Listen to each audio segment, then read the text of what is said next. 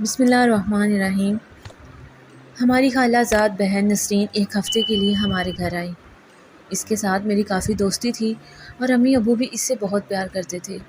ہم اسے بہنوں کی طرح سمجھتے تھے، لیکن اس ایک ہفتے میں اس نے ہم سب کو اپنا گرویدہ بنا لیا۔ وہ صبح 5 بجے اٹھتی، نماز پڑھتی، پھر کچن میں چلی جاتی۔ جب ہم اٹھتے تو ناشتہ تیار ہوتا اور برتن بھی دھلے ہوتے۔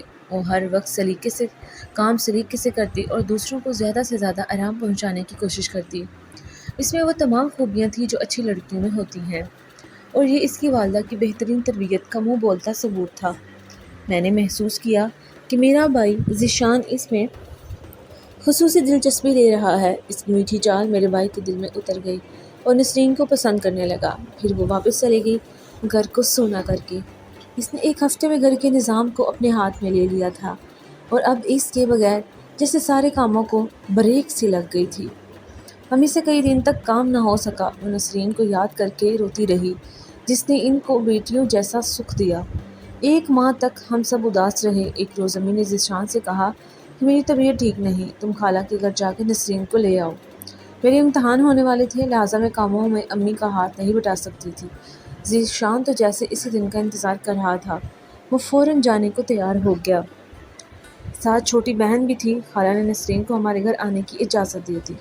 راستے میں ذیشان اور نسرین باتیں کرتے آئے اور وہ بھی خوش تھی۔ کہہ رہی تھی کہ میرا منصوبہ کامیاب رہا۔ میں اسی سوچ کے تحت تو آپ کے گھر آئی تھی، کیونکہ خالہ کا گھر مجھے بہت اچھا لگتا ہے اور دل کرتا ہے ہمیشہ آپ لوگوں کے پاس رہ جاؤں۔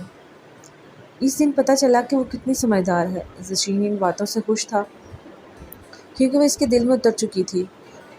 اس بار وہ 15 دن ہمارے گھر رہی۔ ہمارے امتحان ختم ہو گئے اور امی کی طبیعت بھی سنبھل گئی تو خالہ اسے لینے آ گئی۔ ابھی آپس میں رشتے کی بات نہیں ہوئی تھی کہ انہی دنوں ہم ایک رشتہ دار کی شادی میں گئے۔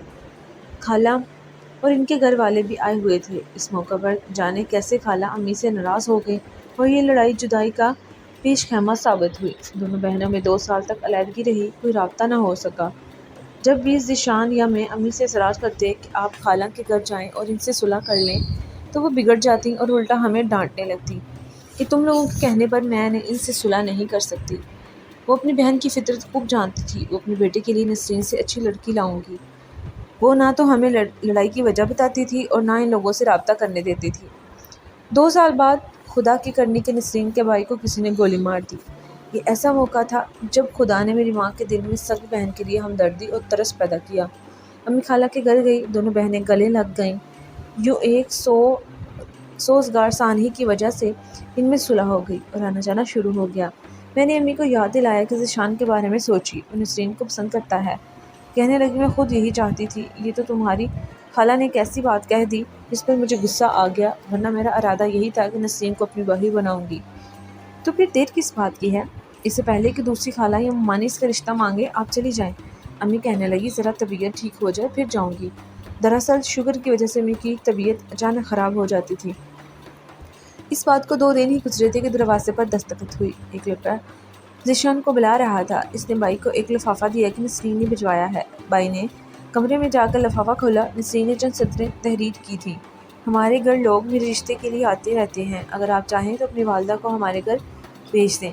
بھائی نے مجھ سے کہا اور میں نے امی سے بات کی۔ وہ بولی ذرا صبر سے کام لو، چلے جائیں گے۔ میں امی کو نسرین کے خط کے بارے میں نہ بتا سکتی تھی، ورنہ وہ بگڑ جاتی کہ لڑکی خود کیوں سندیسہ بھجوا رہی ہے۔ چند دن بعد اس کا دوسرا خط آیا۔ خط میں لکھا تھا کہ میری بات پکی ہونے والی ہے، جلدی کرو۔ میں نے دوبارہ امی سے کہا آپ کب جائیں گی؟ امی نے کہا اگلے ہفتے چلیں گے۔ ہفتہ گزر گیا لیکن امی نہ جا سکیں۔ وہ سمجھ رہی تھی جب بھی میں جاؤں گی بہن انکار نہ کرے گی، رشتہ مجھے ہی ملے گا۔ اچانک ہی اس کی شادی کا کارڈ آ گیا اور امی دم بخود رہ گئی۔ ان کو توقع نہ تھی کہ ایسا ہوگا۔ بہن نے رشتہ کیا تو امی کو خبر تک نہ ہونے دی۔ نسرین کا رشتہ ایک امیر گھرانے میں ہوا تھا۔ اس کا مگیتر بیرون ملک تھا۔ وہ بہت کما رہا تھا۔ شاید اسی سبب خالہ نے ہمیں خبر نہ ہونے دی۔ تاہم اگر امی بر وقت خالہ کے پاس چلی جاتی تو ممکن تھا یہ رشتہ ہمیں مل جاتا۔ امی نے کہا ہم شادی میں نہیں جائیں گے کیونکہ میری بہن نے بیٹی کی منگنی کر دی، شادی کی تاریخ بھی رکھ دی اور مجھے بتایا تک نہیں، نہ مشورہ کیا۔ جبکہ ہمارے ہاں رواج ہے بچوں کی منگنی یا شادی کی تاریخ رکھنے سے پہلے بڑے آپس میں صلاح مشورہ کرتے ہیں۔ ہم خود بھی کب جانا چاہتے تھے۔ ہم شادی میں نہ گئے اور وہ بیاہ کر کے اپنے گھر چلی گئی۔ ہمیں نسرین کی شادی کا حال ممانی سے سننے کو ملا۔ کہ بڑی دھوم دھام سے شادی ہوئی تھی اور لڑکے والے باری بری لائے تھے۔ خالہ خوشی سے پھولے نہ سما رہی تھی مگر نسرین خوش نہ تھی۔ رخصتی کے وقت اس کا رو رو کر برا حال تھا اور وہ ایسا پھول لگ رہی تھی جو مرجھایا گیا ہو۔ ذیشان اس سال BA کے پرچے نہ دے سکا۔ میں اپنے بھائی کی حالت دیکھ کر کڑتی رہتی۔ میرا بس نہیں چلتا کہ کسی طرح اس کا دکھ بانٹ لوں۔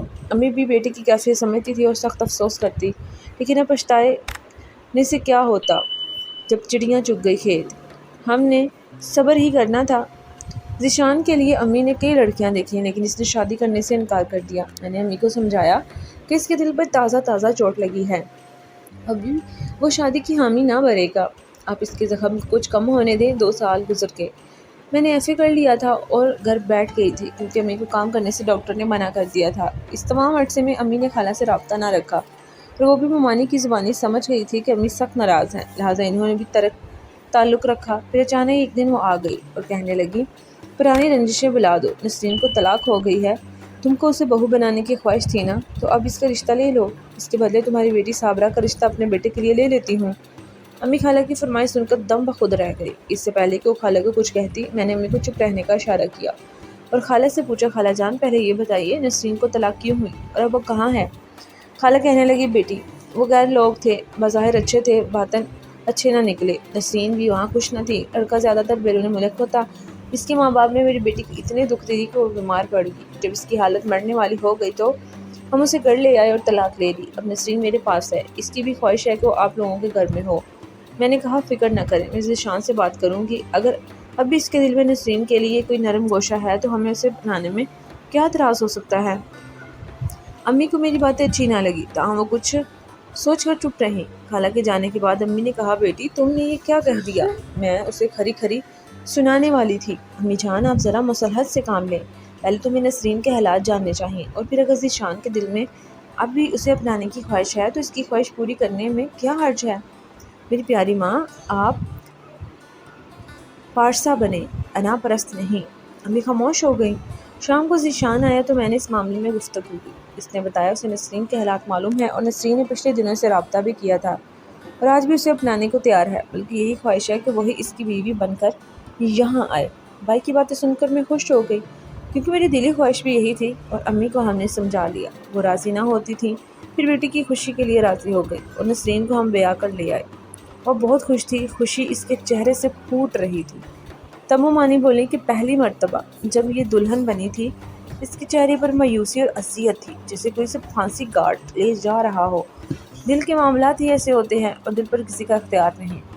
آج میرا بھائی جتنا خوش تھا الفاظ میں بیان نہیں کر سکتی، نسرین کو پا کر جیسے اسے سارے جہان کی خوشیاں مل گئی ہوں۔ نسرین کے آتے ہی ہمارے گھر میں بہار آ گئی۔ اس نے گھر کا تمام نظام سنبھال لیا اور خوب دل لگا کر کام کرتی، ہر ایک کا خیال رکھتی، امی ابو کو کھانا ہاتھ میں دیتی، ان کے کپڑے دھو کر استری کرتی، بستر تک بچھا کر دیتی۔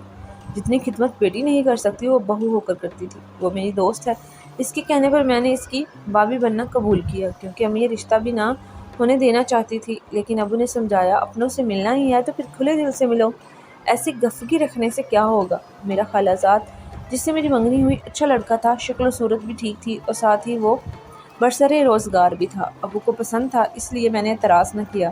امی کافی دن روٹھی رہی۔ میں نے سمجھایا کہ آپ نے سگی بہن کے ساتھ انا کا مسئلہ بنا لیا ہے، حالانہ بہن تو پھر بہن ہوتی ہیں، آپ ساری گفگی دل سے نکال دیجیے۔ ان کی بیٹی کو بہو بنا کر لے آئی ہیں، پھر بھی بہن سے سیدھے منہ تک بات نہیں کرتی۔ میری شادی فخر سے ہو گئی، میں اپنے گھر خوش ہوں، میری خالہ مجھ سے پیار کرتی ہیں، خالو بھی میرا خیال رکھتے ہیں اور فخر تو مجھے بہت چاہتے ہیں۔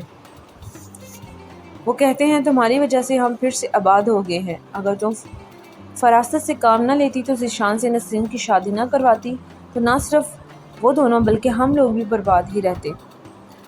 آج امی اور خالہ شیر و شکر ہیں، آپس میں بہت خوش ہیں، بلا تکلف ایک دوسرے کے گھر آتی ہیں کیونکہ ان کی بیٹیوں کے گھر ہیں جو اپنے خاندانوں کے ساتھ مثالی زندگی گزار رہے ہیں۔ آج کی کہانی آپ کو کیسے لگی؟ اپنی رائے کا اظہار کمنٹ باکس میں ضرور کریں اور میرے چینل زنیشا اسٹوری کو سبسکرائب کریں، ویڈیوز کو لائک شیئر کریں۔